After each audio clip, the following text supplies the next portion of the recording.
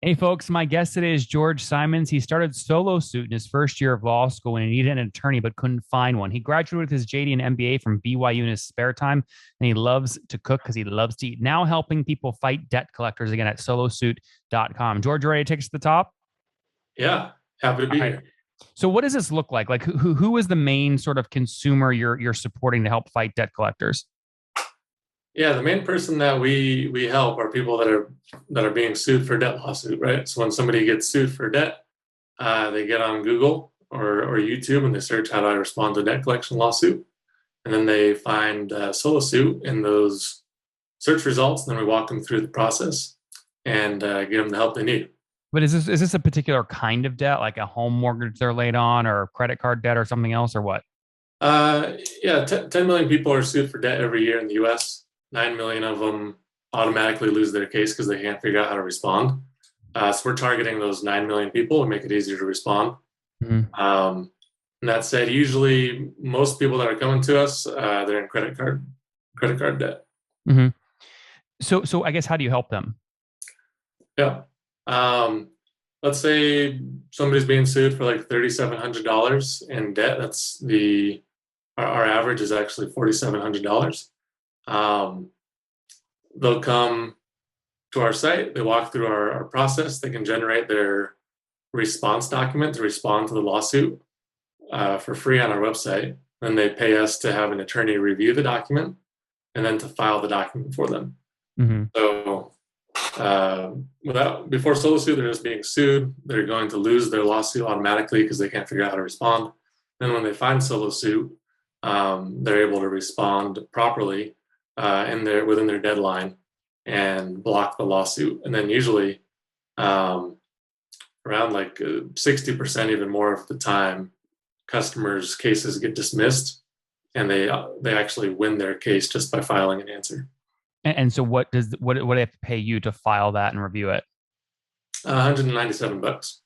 Okay, no matter what, if it's 100 grand in debt versus 100 bucks in debt, it's still Yep, that's right. 197 bucks. We just have a flat rate business model.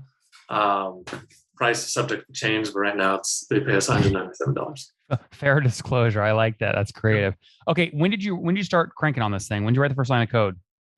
We officially launched in 2018 when I was a law student, and then SoloSuit was just a free service for Until what people in year? Utah in 2018 until 2019. It was totally free, and then in 2019, still when I was in school, we found that filing a legal document is insanely difficult. People, even once they generated their document on our site, a lot of people didn't file because it was just too hard to file a document in court. So we offered a filing service, paid filing service in 2019. And then I went full time on the project once I graduated in April 2020, right after the COVID shutdowns. Hmm. And then, so I mean, give me a sense of scale, right? How many, I guess, lawsuits did you process in 2020? Lawsuits processed in 2020.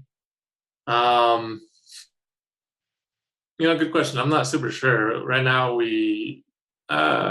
me see. At the moment, we've helped over 22,000 people, and we've helped protect over $100 million from predatory debt lawsuits. Mhm. So what does that mean? You've helped 22,000 or 2,200? Yeah, it's 22,000 people have made accounts with SoloSuit. Got it. I imagine everyone who makes an account though doesn't actually file paperwork. How many have you actually like filed and saved the 100 million for? Um, I don't have that number top of mind. Why don't you? I mean, isn't that like the number one thing you're tracking in terms of success rate? How do you not have that But number? yeah, I have the accounts that people have made, accounts that people have made with our service, and then uh, how much money we're saving them on each debt lawsuit. But you don't save them money unless they actually file, like have you review, pay you the fee, and you help them file, correct? Yeah, that's right. Yeah, like currently we help like 400 paying customers a month. That's what we're doing. Oh wow. That's a lot. Okay, so you have like, so I mean, can I take 400 times 12 last year? I mean, you helped what, 4,000 or so during COVID, fight back against debt lawsuits? if I don't have the aggregate number top of mind. Okay. But right now your run rate is like 400 in October. That's right. Interesting. Now, is there a model here where you can go from, I mean, obviously getting 197 bucks 400 times a month is what, 80,000 bucks in revenue, but it's really hard for you to like hire people and build a real company unless you have revenue you can sort of like plan on. So is there a model here where it can turn into recurring or no, not really? Um, this might sound absolutely bonkers these days. We think recurring revenue is a little bit overrated. And our revenue, I think, is very predictable. People are getting sued at the same rate every month. They have been for decades. So we consider our revenue to be very predictable, even though it isn't technically like monthly recurring revenue. Okay, got it. So you feel like, I mean, look, by the way, the only reason SaaS is a popular business model is because it's predictable revenue. So you can make investments. I don't care if it's called SaaS or not, but point being is you can't build SoloSuit and build other products you want to build without knowing where your money's coming from next month. Your argument is it might be a different 400 people, but you're always going to have 400, 500, 600 people coming to you every month. That's exactly right. Yeah. Interesting. How are you getting those 400 to you? Is it all an SEO play? Yeah, pretty much. Yep. Nearly 100% of our customers come to us from SEO. We focus on ranking first on Google search and YouTube search. Mm-hmm. And what are some of the like your top keyword that brings you the most new customers? Um, pretty predictably, it's like how to respond to a debt collection lawsuit. So like if I go, well, that's a long search. What do people actually type into Google? Oftentimes they type in like just that, like the respond to debt collection lawsuit or like debt collection lawsuit or how to respond. We focus on like the long tail keywords, as a lot of people do, because it's people that are further along in their decision making process that will search like the longer tail keywords. Yeah, that's great. No, I just typed in debt collection lawsuit response, and under all the ads, you guys come up number first. How to answer a summons for debt collection. Yep. Not paying anything for it underneath all the ads. That's where we want to be. Yeah, exactly. How did you get so good at SEO? I mean, you were like a lawyer. Yeah, I actually. How did I get good at SEO? Do you do it, or do you hire someone? We do it. Yeah, it's kind of a crazy story. During one summer before law school, I figured, I'm just going to take crazy Craigslist jobs and see what kind of crazy job I can get off of Craigslist. And I sifted through a lot of scams, a lot of just like bizarre jobs. There's this one lady who wanted help like moving her trampoline. And then I found a lot of people were searching for content writers on Craigslist. Pretty bottom of the barrel content writing gigs. Took some of those and got interested in like writing content. And then from there, I worked with another Y Combinator company doing content for them. And I think that's probably where I got most of my training. They had a great SEO marketing channel and really learned how they were doing it. And then from there, I applied that. Which channel is that? So my listeners can go learn too. The company I was working for was Simple Citizen. They just have they used SEO very well to drive revenue. Okay, got it. But I thought you said there was a channel you watched where you learned. Simple Citizen's one of their channels for acquiring customers was SEO. Oh, I see. Got it. One of the marketing channels. Yeah, they don't provide like tutorials or anything. So how many folks are on your team today? We're just a team of 6. Oh, I love that. That's very cool. Okay. And so what's the split? Like how many engineers? We have 2 engineers, and then we have a few people on operations. So people that are doing actually helping file the orders that come in. And then I'm doing. So it's not all automated. There's some manual work. Yep, totally. Yeah, interesting. Okay, and in terms of growth rate, I mean, if you're doing like 400 new customers a month today, do you remember where you were a year ago? What was a year ago? November 2020. Yeah, I think we were publicly doing. We were on startup. We were on TechCrunch, Startup Battlefield last year around that time, and we were doing 15,000 revenue. No. I mean, do you remember how many customers that you were? I mean, I guess I can take 15,000 divided by 179. So what is that? You were doing like 80, 90 responses per month? Yeah, I don't remember exactly how many customers we were doing, but that sounds about right. Yeah. Well, it sounds like more than 4x, which is great. So, it sounds you've mentioned YC, you mentioned Disrupt. So have you raised capital? Yeah, we raised money. We went through Y Combinator. the beginning of this year, and we've done what we call seed round. And how much did you raise? We've raised less than 1 million so far. Okay. Why do you need the capital? I mean, why do you need to raise for something like this? Why not just keep it, print money for yourself, get rich? Yeah, certainly could have done that. I think raising money in my mind is a form of de-risking a venture. I think some people think that it like increases the risk, but for us, I see it as like a form of de-risking, and it Why certainly is has that? a lot of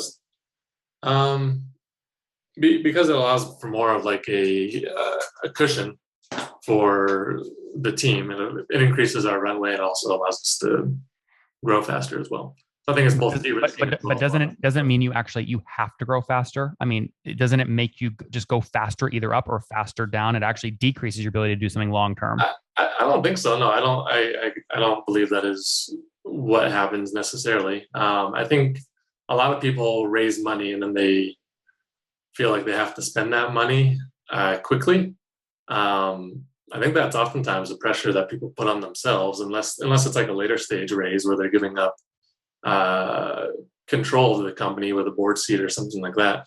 I think in early stage fundraising, I think that the founder is maintaining control of the company. If they want to spend that money really fast, then they can, or otherwise they can uh, spend it slower to do more controlled growth.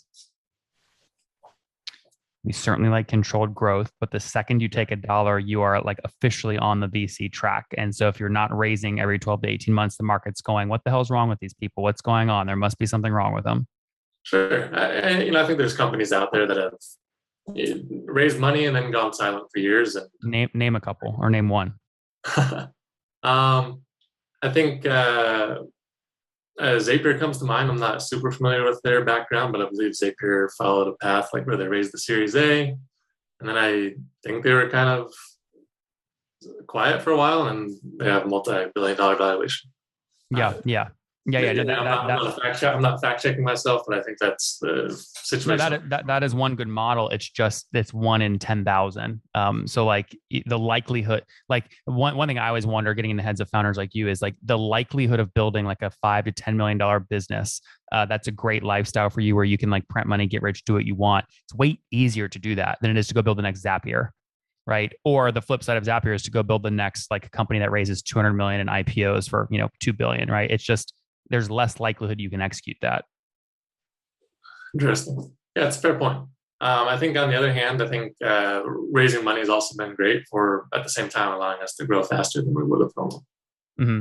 allowing us to make like preemptive hires. Yep. Yep. No, that's fair. That's fair. So, okay, 6 folks on the team today, $1 million raised, pre-seed round. Who's the next hire going to make? Next hire is more engineers. And what kind of code will you be building? I mean, can you automate some of this filing stuff? Yeah. But most of the filing stuff's already automated. What we're doing is we are, according to my knowledge, like the first and only company that is compiling like a software stack that allows us to calculate the filing information for different courts and then to file in those courts. There's Hmm. thousands of courts, and like nobody actually knows how many courts there are in the U.S. Our estimate is there's like 10 to 30,000 courts in the U.S., and we are quickly becoming the company that can file in all of those courts. Hmm. How do you feel about this? And this might be slightly controversial, but I mean, if someone went out and spent unrealistically and put 5 grand on their credit card that they cannot afford and they're getting sued, I mean, don't they owe that money? Why would you want to help them get out of that? Shouldn't they pay that back? They spent the money. Yeah, for a few reasons. So one, we aren't the judge, right? SoloSuit is not the judge. We are empowering consumers to get access to justice in courts. And it's still up to the court to decide what like justice is, but there's a huge power asymmetry, just mind blowing power asymmetry in the debt collection lawsuits currently, and we are seeking to even the playing fields. It's like in the news, I think we oftentimes think of lawsuits that we hear about where an individual is going and suing like a multi-billion-dollar corporation, right? Like you have a customer that sues McDonald's. But what we don't oftentimes hear about as much is where these multi-billion-dollar corporations are actually suing a lone consumer. Right? It's like we have customers that are being sued by Discover Bank. Right? It's like Nancy Smith No, is no, no, going George, out with loan. I get all of that. I get my point is if Nancy Smith spent money she knew she didn't have, she's contractually signed a credit card agreement. Why don't these people should the people should pay what they spent? I mean, that's like why shouldn't they be sued? Uh, I'm totally fine with them being sued. They have a right to fight back, and I think regardless of whether or not she owes that money, we are very happy to provide her the support that she needs to get access to justice in court and to like fight for her own rights in court.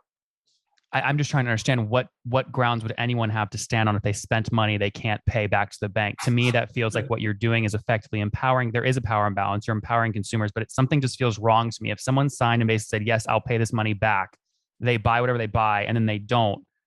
Banks should sue them all day long. Yeah. So, I mean, what happens here oftentimes that we see is because of the power asymmetry, there's a lot of underhanded moves from the debt collectors. There's a lot of ways that they throw in additional money that the customer doesn't actually owe. Oh, I So, see. for, for starters, the according to the Consumer Financial Protection Bureau, about 50% of people that are sued for debt say they're being sued for debt they don't owe. So like they legit say, I don't even owe this debt at all. 0% of this debt do I owe. They're suing the wrong person or the debt's fabricated, anything along those lines. And then on top of that, so that's for starters, 50% of people are being sued for debt they don't Okay, owe. that makes sense. That makes sense to me. And then on top of that, debt collectors will add on attorney's fees that oftentimes can be overly expensive. So like these attorney's fees range from like $300 up to I've seen administrative / attorney's fees in the range of $9,000 Mm-hmm. just to file a just to file a complaint in court. Mm-hmm. That's charging too much in these attorney's fees. Mm-hmm. And then So on top of that, this isn't necessarily in the bank. Then the bank is paying like handing off this bad debt to a debt collector who's trying to get 10 cents on the dollar and they keep X and the bank gets like something lower. It's really the person in between the bank and the consumer. yeah, they might do that. The bank can add on attorney's fees as well. Either the debt collector or the original creditor can add on these attorney's fees and bring the lawsuit. Okay. Um, so that's added on, and then also there's like huge amounts of post judgment interest. So if you lose the lawsuit, then you have to pay post judgment interest, which is like super high, oftentimes like 5 to 10%, as far as I know. Well, I love fighting back against all those things. That makes sense to me. Yeah. So those fees add up quickly. Yep. Yep. Very cool, man. All right. Well, this is good stuff. Let's wrap up here with the famous five. Number one, what's your favorite business book? Oh, favorite business book. Well, I'd probably go back to the classics. Go to Seven Habits, Stephen Covey. Number two, is there a CEO you're following or studying? CEO that I'm following or studying.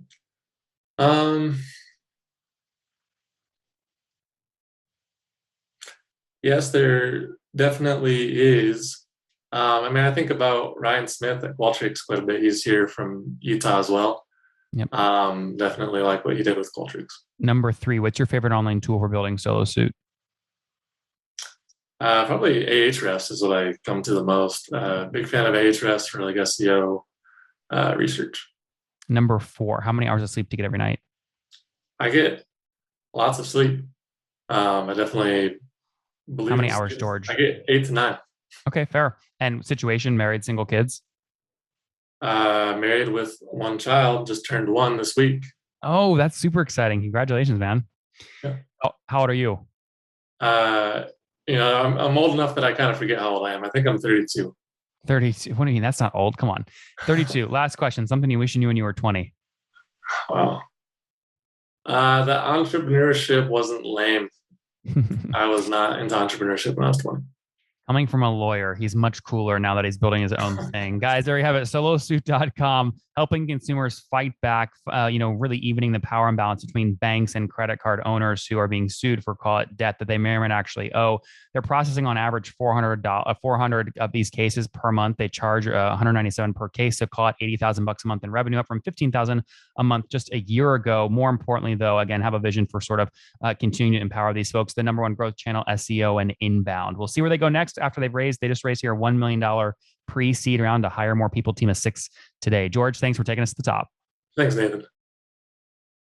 One more thing before you go. We have a brand new show every Thursday at 1 p.m. Central. It's called Shark Tank for SaaS. We call it Deal or Bust. One founder comes on, 3 hungry buyers, they try and do a deal live, and the founder shares back-end dashboards, their expenses, their revenue, ARPU, CAC, LTV, you name it, they share it. And the buyers try and make a deal live. It is fun to watch every Thursday, 1 p.m. Central. Additionally, remember, these recorded founder interviews go live. We release them here on YouTube every day at 2 p.m. Central. To make sure you don't miss any of that, make sure you click the subscribe button below here on YouTube, the big red button, and then click the little bell notification to make sure you get notifications when we do go live. I wouldn't want you to miss breaking news in the SaaS world, whether it's an acquisition, a big fundraise, a big sale, a big profitability statement, or something else. I don't want you to miss it. Additionally, if you want to take this conversation deeper and further, we have by far the largest private Slack community for B2B SaaS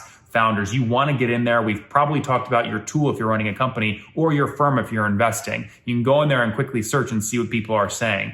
Sign up for that at nathanlatka.com/Slack. In the meantime, I'm hanging out with you here on YouTube. I'll be in the comments for the next 30 minutes. Feel free to let me know what you thought about this episode. And if you enjoyed it, click the thumbs up. We get a lot of haters that are mad at how aggressive I am on these shows, but I do it so that we can all learn. We have to counter those people. We got to push them away. Click the thumbs up below to counter them and know that I appreciate your guys' support. All right, I'll be in the comments. See ya.